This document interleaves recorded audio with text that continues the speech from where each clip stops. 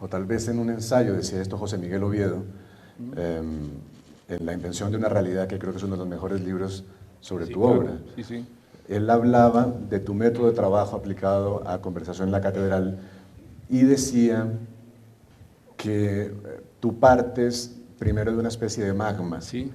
en el que tratas de contarlo todo, tratas de que no se desperdicie ninguna de las posibilidades literarias de la historia, y que en el caso de Conversación fue una cosa de 3000 páginas.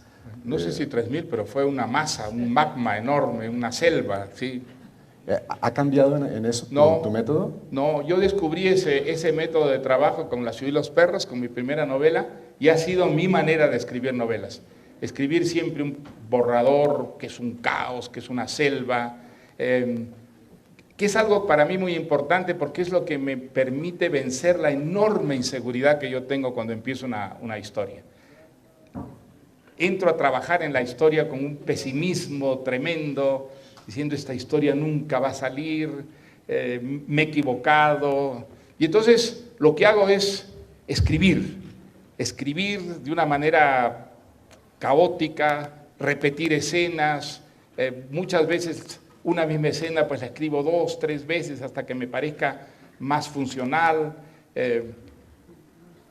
No me preocupo para nada ni de la estructura, ni del lenguaje, porque una vez que yo tengo ese magma, entonces todo cambia. Entonces empiezo realmente a pasarlo muy bien, a gozar enormemente, a trabajar con la seguridad de que la historia está allí, que ya depende de mí simplemente que yo desbroce esa selva, que elimine, que vaya, digamos, perfeccionando tanto la estructura como la lengua. Y es muy fascinante porque siempre descubro que he metido cosas que no sabía que estaba metiendo, que ciertos personajes que iban a ser puramente transiciones entre otros personajes más importantes, de pronto han cobrado una presencia que disminuye o apaga la de personajes que iban a ser protagonistas.